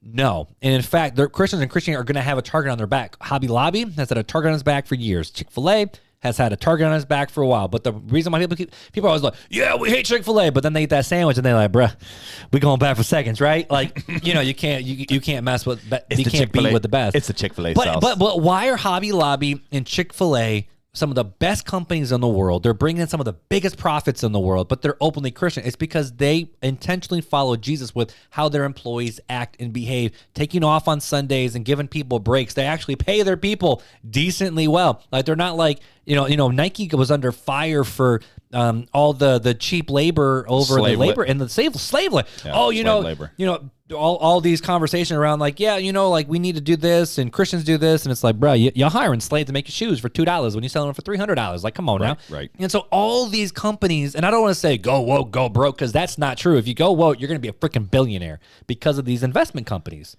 Right. And that's what it is. It's the investing backers. Right, more than it is. I mean, it is somewhat the consumer, right? Right. It's somewhat the consumer, but with companies that have grown this large, I think it's pretty apparent that they can survive. Oh, yeah. Even though their stocks, everything. I mean, how is Budweiser still in business after the whole Dylan, whatever the heck? Oh, not Budweiser. That's Bud Light. Whatever. It's the same. It's Dylan Mulvaney. It's Budweiser that produces the Bud Light. I mean, it's a Bush. So to me, it's. They're still in business because they've got investment backers. So they know, okay, after a while, people are going to forget, and these rednecks are going to go, sorry, I'm not. It's talking, true. But they're going to be the ones, it's just because I think of videos of all the rednecks being like, I'm going to blow up my Bush Light. Well, it's bam, like, that's what Kid Rock did. He turned around and said, Grandpa feeling a little frisky. He turned around with his gun. Well, I've seen him blow it up with Tannerite. It's pretty funny. Hilarious. So that's what I think. A bunch of rednecks out in the woods blowing it up. But like, they know eventually that's going to die off, and people are going to go back and buy Bud Light. So they just got to ride it out with the investors. But they get a higher score, which means they get more M's in their pocketbook, right? Not exactly. Just and so, but I think we should, right? We should always stand for the values of God, right? So I would say if Mark, and I'm not saying this for you personally, I'm just using you as an example, but that's fair. Mark, if you feel that by boycotting Target, you are representing Christ well, and that's your conviction, go for it, brother. 100%. Go for it. I 100% support you. I'm not going to speak evil, but likewise, if I don't feel that same conviction, I would show me some grace, right? Show me some grace that maybe my conviction isn't the same as yours. And but conversation leads to community. Right, exactly. Like why do we, and this is the thing that in our political hotness that we're dealing with is everyone stands up and throws hand grenades and tries to blow everybody up, and no one wants to sit down and just talk. Well, and there's, we always get back to the like same, one-on-one. Yeah, we always get back to the same thing. Everybody wants to think that they're the stronger brother, and the brother who's not doing the other thing is the weaker brother, right? It's always the stronger brother, weaker brother argument, right? So Mark, you think I'm the weaker brother because I'm going to Target, but I think you're the weaker brother because you're not going to Target, right? We're both thinking the same thing, rather than just being like, no, we're a brother and we got different convictions right now. We need to know why, and I think those conversations, like you said, need to happen. That's what builds the community. It's okay, Mark, why do you feel you don't want to support or go to Target? Like, why are you boycotting? Seek to understand. Try to figure out the thought. Exactly. Not to attack, but just listen. Right, exactly. But know why you believe in what you're going to do about it. And it's okay, I think, to be unsettled in your spirit of whether to or to not shop at Target, shop at Adidas, shop at Nike, shop at wherever, right? I'm wearing Under Armour pants right now, but I am an Adidas nut. I'm wearing Under Armour shorts. Well, because they know. Which side note, did you see that they're looking for new sponsors? They might not be Under Armour anymore after all these years again. Are we going back to Adidas? Let's go. But see, but that's the thing is, I only wear Adidas sneaks, right? Because that's what fits my foot real good and they real comfy. Like I wear Adidas all the time. He always goes in. Those are a nice pair of shoes right there, but those shoes are real comfy. But seriously, I'm the old man where I found a comfy pair of Adidas. They went on sale, so I bought a second pair and just put them in the closet until I had to wear. Well, that's just because another 10 years it'll be the New Balance. They'll grow. Jeez. But what are we supposed to do? And that's the other thing. But I'm also I wear North Face. My backpack is a Southern Baptist branded North Face. Yeah. So I think the Bible should be our guide, right? So we know in the Corinthian church, right, what was happening in the Corinthian culture, what was have sex, drink, and be merry, basically, was the Corinthian. Ephesus too. And Ephesus too, right. So, and what does Paul do? No, don't do that. Don't do this. Don't partake in these things, refrain from doing this. No, don't go sleep with your father's wife. That's a big problem here. Like, there's or other things people you don't in your do. family. But, right. Bomb drop. Sorry. Put your hand grenade away. Anyways, but so I think there is something to be said about, yes, we have to stand for certain values. And if we think that by doing that is standing for that value, more power to you. Me with the Target issue, I don't shop there, so I really don't have a dog in this fight, right? So Janelle does pickup orders every once in a while. She can continue to do them. She may not continue to do them. Target's our spot. I don't know. I don't know what she's thinking. I'm going to let that be between her and the Lord, right? Of how she feels about it. Mm-hmm. But for me, I don't shop there, so it doesn't really affect me. It doesn't bother me personally. Now, neither does North Face or Adidas or any of those, because I don't wear those. But now, like Walmart, all right, most of my shopping's done at Walmart, and I know that there's things. Starbucks, I know there's things about Starbucks. I know, like you said, it doesn't matter in this world, in this day and age, where you shop. 95%, maybe 96% of places where we all go on a regular basis probably support something that we would say is unbiblical or ungodly. If we really wanted to know, we would do the research. If we wanted to boycott everything, and then at that point, get you a big acreage of land. Now, and start I do think there food. is something to be said about and this is where it gets so hard, because as I'm gonna separate the two for conversation and bring them back. Sure. As Nora, why are you calling me? My Hi, daughter, Nora. My daughter's trying to Bye, FaceTime. Nora. She does it all the time. Whenever she's happy, I'm gonna call Daddy. Boop. Goodness. But, so I'm going to separate the two, Christian and an American, right? So as an American, everyone has the freedom of speech, the freedom of thought, the freedom of religion, and we're able to have these conversations. And as Christians, we know that, yes, we are called to love, but we're called to speak the truth in love as well. And so it's hard, because anytime a Christian who stands up to talk about politics, they get shut down as right-wing nut. Well, a right-wing nut. That's typically how we're all viewed if we bring up politics. But what's the word I'm looking Christian. for? It's what's that terminology? It's not colonialism. That's nationalist. Yeah, Christian nationalist. It's like, oh, you must be a Christian nationalist. Like, no, I'm not. Right. I'm not at all. I'm standing for we're calling a spade a spade. That's evil. That's gross. That's not science. And that's the other thing too, is some people on the left side, they're like, oh, you don't follow the science as like young earth guys. It's like, well, y'all don't follow the science with your sex and gender. So it's just, and that's the thing, there's so much hypocrisy on both sides. There's these things called chromosomes don't follow. but both sides of the right wing and the left wing, there's hypocrisy all over the place, because people are willing to put on the altar, like they sacrifice integrity on the altar of re-elections and on money and campaigns. And there's so much side on both sides. And, I listen to people on both sides of the table who aren't Christians. I try very hard to listen. Okay, what do the non-Christians say about this? Sure. And the thing that I want to make sure I say this and say this well. Are some Christians called to politics to represent people? Yes. And I do think the problem is in our country, we've been told that if you're a Christian, you have no voice in the political arena because you want to separate church and state, you got it. When in reality, it was not to keep Christians out of the state, it was to keep the state out of the church. Right. But because the Baptists were the ones who asked Thomas Jefferson for that. Look up in your history books, folks. Yeah, because the problem is that England was making everybody join the Church of England, which they oversaw as and the Lutherans ruling with Germany, right. And Calvin was Zwingli was Switzerland, and Calvin was Germany. That's right. No, Luther was Germany. Zwingli might have been Hungarian. Calvin was Swiss. But yes. Presbyterian. Anyways, yeah, Presbyterian right. was Scotland. Sure, right. Ireland, Catholics, and they all killed each other over it. Our history's wild. But the thing is the fact of so many times we're like, oh, you just are now you can't get too. I think Christians can get too political and get too sucked into it where it's destroying it's destroying a lot of things. Mm-hmm. I think people can get too wackadoo crazy about things. But at the same time, the way the American system is designed to work is it's not a democracy where everyone's voice matters. It's you get together, you call representatives for your area, the representatives go. And why can't Christians have representation at all levels? I think of representation, right? That representative is supposed to represent its area, the area, the district, the state, whatever. And the problem is that there's so many people in the biggest cities in America that the 5 biggest cities run all the things. Right. Well, so that's where, the American people back in the day did have a voice, right? Yeah. As an American, because the representatives truly did listen. And now we have voices through Twitter, TikTok, and Instagram. And I think some people who have voices shouldn't. We've lost a lot of that nowadays. But I think you're hitting on a very important point, and I think you've hit it, but I'm going to hit it a little bit harder. Yeah, hit it harder. I'm setting the nail. You set the nail, and I'll take the cancellation. Whack it. No, but whack it. There's a difference whether you're left wing, right wing, middle. First and foremost, you need to be an ambassador of Christ. You are a Christian, right? You serve a different kingdom, not the kingdom of this world, but the kingdom of heaven.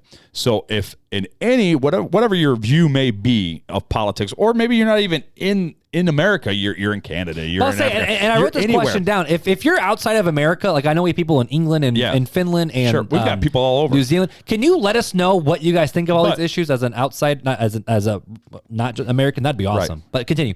But yeah, it doesn't matter what part of the world you're in. You're still dealing with the government that's over you, right? And we see clearly from Paul in Romans 13, there is a sort of subjection that Christians have to give to the authority over them.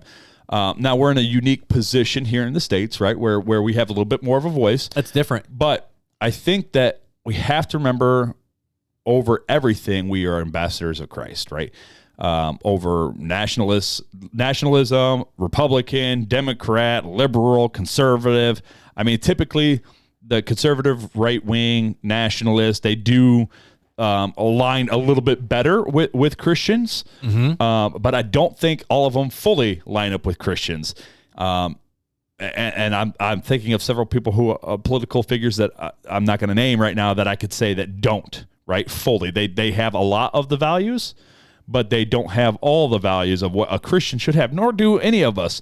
But I think when you're hating on a person across the aisle rather than sharing Jesus with them, there's a problem. Mm-hmm. There's a problem because this is where it gets hard though, man. Is because but if you say, "Oh, I'm not trying to hate on," but Christianity is offensive. No, and there's a difference between being offensive, right, and being hateful or spiteful. And I feel like a lot Westboro Baptists are hateful, exactly, and that's who I'm thinking of. They are very much extreme right wing nationalists, right, where they're you're going to hell. You're going to burn. But what about people like Matt Walsh, who intentionally put a target on his back, like what is a woman documentary? Sure. But he's openly Catholic. Like he is very, very Catholic. Sure. But he goes hard. Like, I mean, he does a lot of things. I'm like, that's unkind, but bro. He doesn't come out and say, well, so there's... Oh, he does. He calls them idiots. So there's unloving, yes, but I don't think he hates people. I've heard people go, well, I hate this person. I hate... back in the Obama years, right? President Obama. I hate Obama. I hate Obama. Yeah. I wish he would die. And it's like, as a Christian... Should you feel that way? I'm not here to tell you whether you should or not. This is between you and the Lord, because ultimately it's about your relationship with God. But should we as Christians feel that way towards political opponents or towards companies or towards, CEOs or towards people we work for, people we work with, Christian brothers, Christian sisters, our neighbors? Should we feel this way towards people? Well, I think it's a resounding no. If you look at Scripture, that we should not hate, we should love. If somebody slaps us on one side of our cheek, we should turn our face, open up the other side. If they ask us to go to mile, we should go two. If they ask for our coat, give them your cloak too. There's this constant giving and loving, right? Love the Lord your God with all your heart, soul, mind, and strength. Love your neighbor as yourself. These are the two greatest commandments in which all else fall into. And so I think if we can be political, we can support certain things, we can boycott certain things, but we should always do it with those two commandments in mind. Mm-hmm.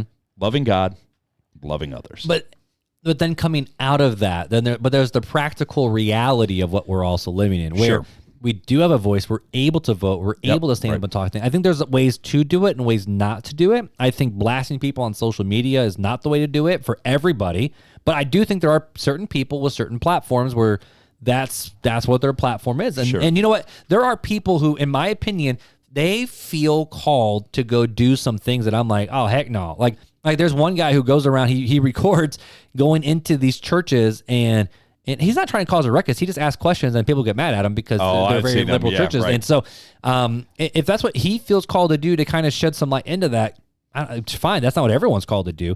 But there's people who are in the political arena who are Christians and they are called to do that. Daniel was called to be in politics, so go do that. I do think I do think Christians are so scared of being called a Christian nationalist or I'm just going to say it, we're going to get canceled on accident, or being called a white supremacist because of we're white and we're Christian, and therefore now we're just racist because of systemic racism, which I do think there are some issues, but we're not going to go into all those today. We just ain't got time.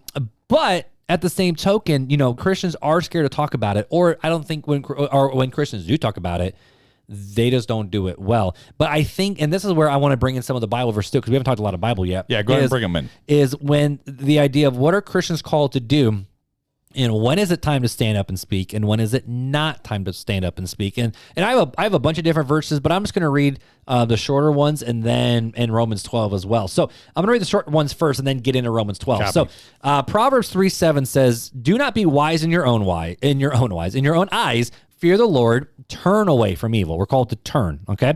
Psalm 37:27, "Depart from evil, do good, so you will abide forever."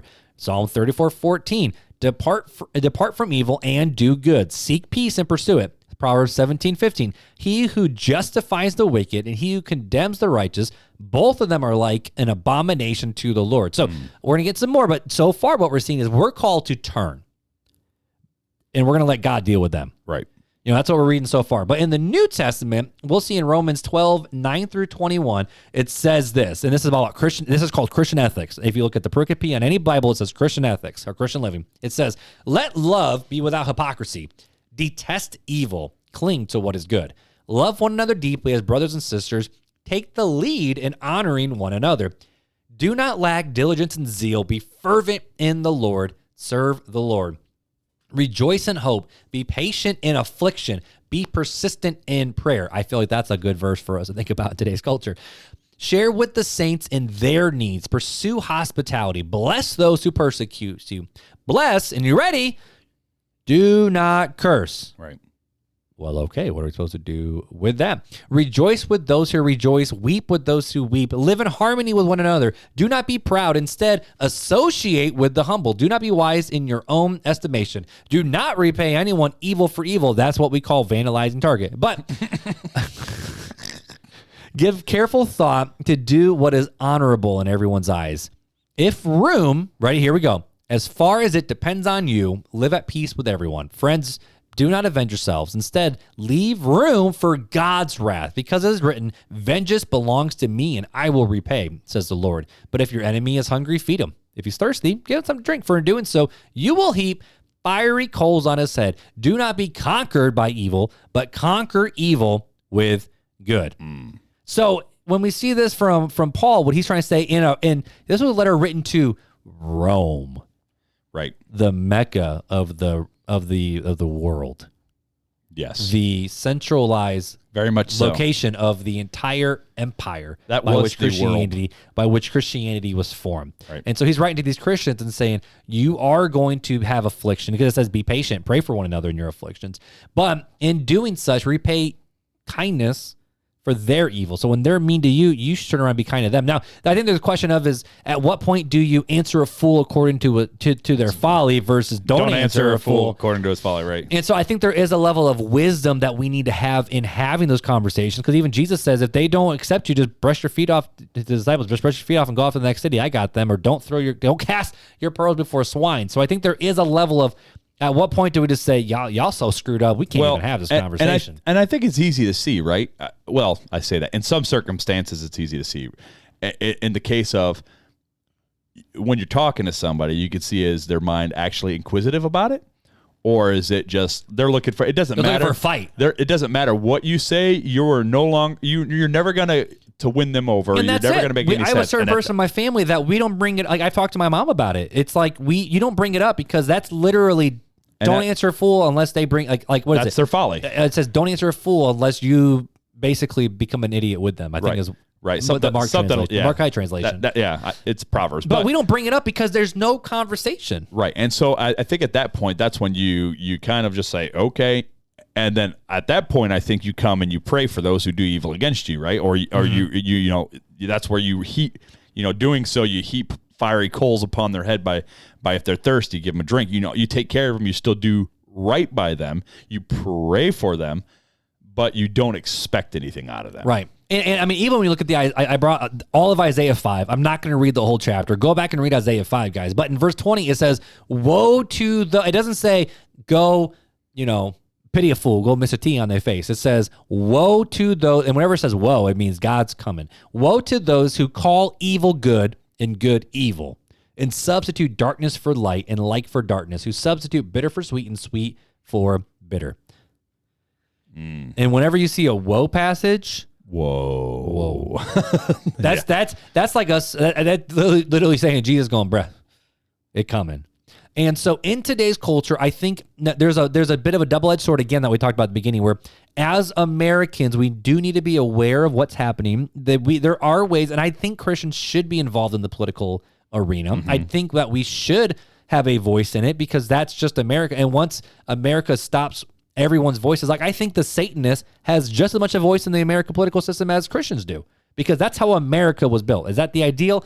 No. But is this heaven? No. But from an American standpoint, that's how you feel. But right? Here's the yes. But here's the deal, right? A lot of times we look at people and be like, "You need to fix it. You need to fix it. You need to fix it." And I want to turn the finger and go, "But what are you doing?"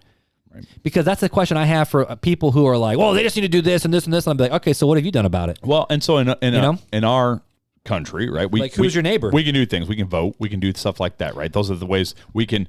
If you feel no, I don't. Wrong, I think people can use their platform to talk about. You can talk about it, but if you don't use a blog, go for it. If you don't have those things and you want to, boycotting is your way of doing it, go for it. Like that's, as an American, that's your freedom to be able to do that. As a Christian, I would say, and this is my final thought: always check the intentionality of your heart. Why are you doing what you're doing? Is it for the benefit? Who's it for the benefit of? Is it for you? Is it for others? Who's it for? And I'm not trying to say which way it is with whatever you do, but just check your intentionality of your heart. Are you being that? Are you loving God? Are you loving others? Are you doing it well? Are you representing Christ well? That's where I'm leaving my thoughts. What do you got? I think it's okay for Christians to call spades, to be honest. And so I think there's different people with different platforms. I think we're using our platform to do certain things. We've had a lot of messages where it says, oh, you need to do this. You should do this. I can't believe you guys aren't doing this. Well, A, we don't have a full-time staff, so we can't do a lot of that. But B, also, like, we're not called to do certain things. Like, do we go deep dives into certain topics in the theological world? Yes, but we ain't no ass Pastor John. We ain't no, like... R.C. Sproul. Like that's Steve not... Lawson. Wayne Grudem. Like, right. we're not that type of podcast. Right. And so we have certain platforms and we use it in certain ways. Now, we are going to talk about faith, culture, and society. And today we're talking about culture. But, I do think it's something to say. I don't think it's a bad thing for Christians to say up and call evil and say that's evil. Like, honestly, like, I want to make a statement. People might not like it. I think it's okay if someone wants to medically transition as an adult from male to female or female to male. Now, I don't think insurance should cover that. I don't think insurance should even touch that bill. But if you want to go do it, you have the freedom to go do it. However, why is it okay you have to get someone's permission to give a kid ibuprofen at school, but you don't have to get a parent's permission to have gender studies therapy for these kids? Why is it okay where you can have these safe houses, which it's a bill, look it up. I think it's in California, Washington, I don't know, where kids can go to these safe houses and say, I'm not safe at home because I'm a kid, and they can remove these kids from these people's homes. And because that's not a safe place for this person, because they're dealing with gender dysphoria, and that's not a safe place for them. So they can take them, they can take the kids away. Like, there are things, and those are evil. Those are bad evil. So I think there's a level of, yes, I think it's okay to call hypocrisy what it is, which is what I'm doing right now. But I also think it's one of those things where we need to fight against what is evil, because evil is evil. And there's a level of, like, science is science, biology is biology. And there's a level of, like, that's not okay. And when you start telling kids, like, just because you don't feel like a boy, that means you're a girl. Or if you're a girl and you don't feel like it, you must be a boy. It's like, that's a load of crap. Because and so we've been teaching our kids at home, hey, so I'd be like, hey, so whatever, kid, are you a boy or you a girl? And they'll say what gender they're on. I'll say, why? And they'll tell me the very obvious reasons, genetically and physically, why. And then we also go about, well, what about your chromosomes? Oh yeah, they're different. Like, they know they're different. Sure. Not like they're different, but like boys and girls are different. And so I'm trying to teach my kids in the home what is good and right, because that's my job as a Christian father. Mm-hmm. That's my job, is to teach my kids, and that's what I'm doing. And I do think it's in the conversations. Don't be scared to say, paint the picture. Don't just say, well, my Bible says this, and no, but it's the fact that you get down to the heart of the issue, because normally when people are having these issues, there's deeper tugs going on in their heart that they're trying to figure out, and they see that this is the solution. We say, no, that's not the solution. Here's the real solution. So I do think it's okay to fight evil in certain realms and in certain arenas, but not at the sake of the gospel either. Because, we're not supposed to have anything in our lives that causes anyone to stumble away from Jesus, albeit at the cross. And so with this conversation, if people are like, man, I just don't know, I just can't go shopping at Target, cool. That's fine. Beth and I were talking, we're like, maybe we just don't go to Target in June. Like, maybe we just don't take the kids to it, and not boycott it, but for the kids' sake. Yeah. Like, maybe we just won't do it, because you know what? Our kids' minds are, they can't understand it. They can't process it yet, and all these things. Well, so for me, I would push back on one statement that you made, that you said for you're okay with an adult male transitioning. I mean, I'm not okay with me or my kids, but if someone wants to make that decision, I can't stop them. I would say that's still evil, right? I would say, it's still evil. I'm not okay with it. Okay, I can't stop it, and I'm not going to try to stop it. So let me correct my statement. Yes. I'm not okay with it, right? But you're allowed to do that in this country. You can do that. That's your choice. You could choose sin. But here's the question. I want to make it very clear that and this is where people are going to say, and this is where my brain goes too, is at what point do we call enough? Right. You know what I mean? Like, now we're all of a sudden, like they don't call pedophilia anymore. They call it some nice, okay term, where it's like, oh, that's just how they're wired. That's just how they're built. It's like, no, that's sick. That's called no self-freaking control. Well, it's going to end up getting to it like it.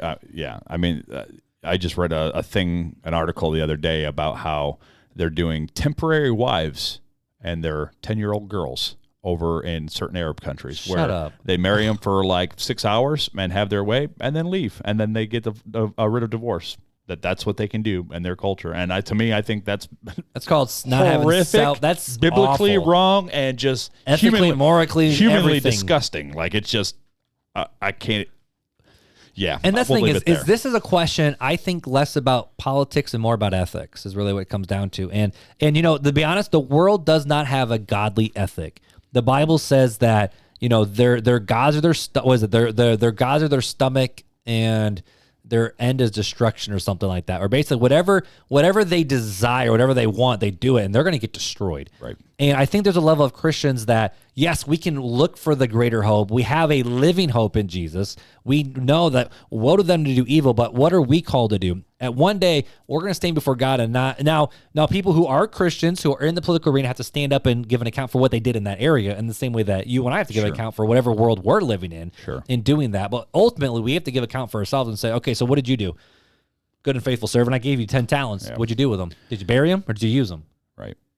And so with this conversation with consumerism, with Target, I don't think we have an answer for the bigger picture thing that's going on with the whole push to give all these companies this. I do think it's okay. And this is the hard thing too, because whenever there's companies out there like Daily Wire's creating, all these other companies are creating, and an athlete's about to drop, I don't know who he is, but some athletes supposedly supposed to drop this massive conservative sports line that doesn't take money from these investors.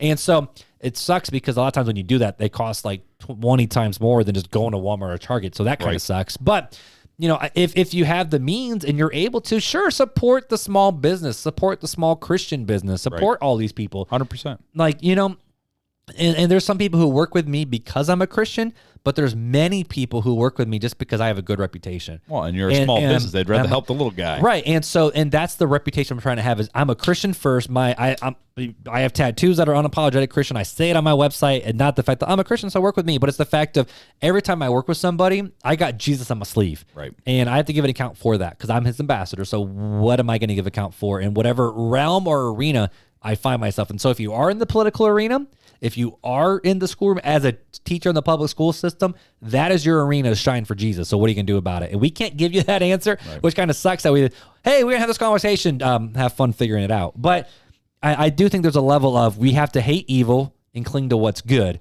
and just, do what we can as I don't want to say as Americans to push the cause of Jesus onto everybody. But at the same time, we have an ability in America to have a voice and to change some of these things. So we can... Well, that's why we need to show up at the polls and we need to do these things and we need to vote our consciences. But it's talent. Use your talent well. Yeah. And so at the end of the day, to land the plane, I'm just going to repeat what Paul said, okay? If your enemy is hungry, feed him. If he's thirsty, give him something to drink. For in doing so, you'll heap fiery coals on his head. And don't be conquered by evil, but conquer evil with good. That's the best way to end it right there. We're rusty. Rust. Can I try that again? Try it again. I think it's yellow. Yellow. Time for Fun Facts with Filler. If you didn't know, we're professionals, guys. We're professionals. Side note, we almost had an interview for this 6:30 hour that we record all about Genesis. So stay in tune for that interview. It's going to be balling, but I'm kind of glad we didn't do that now because this was rusty. Yeah, we don't want to wait. I'm supposed to be prepared to do the outro music. So we did. Okay. All right, so we did fun facts with a cute. We got fun facts. Let's go. All right, here's the fun fact of the day, which is actually a fun fact I've had in the queue for a couple months now. The fastest gust of wind ever recorded on Earth was 253 miles per hour. Holy crap. Hang on to your hats because this isn't your average windstorm. In 1996, a tropical cyclone named Olivia hit off the coast of Barrow Island, Australia, with such a force that it broke an incredible record. According to the Weather Channel, Olivia's eye wall produced 5 extreme 3-second wind gusts, the peak of which was 253 miles per hour gusts, which blew past the previous wind record of 231 miles per hour set in the Mount Washington, New Hampshire back in 1934.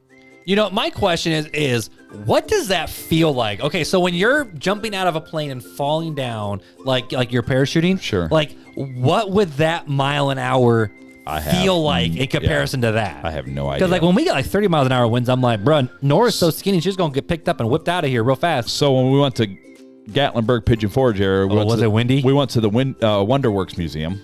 And you guys did? And they had the hurricane wind.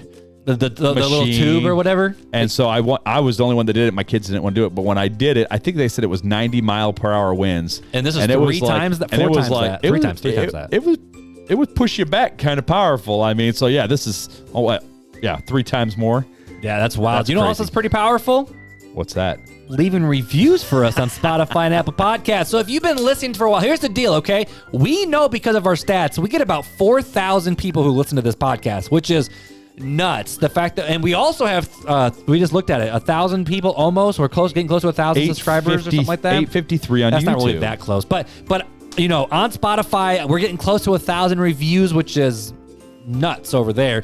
And on Apple Podcasts, we only have like 120 something like that. 164 on Apple. Oh wow, my numbers are suck. But either way, right. So wherever you leave podcasts, if you're able to, please leave us a review. It helps us get into the ears of people just like you who are trying to find our podcast. And if you haven't already subscribed to YouTube, go to Real Talk Christian Podcast, hit the little bell notification, subscribe, and you'll be apprised when we drop new episodes and go live every once in a while.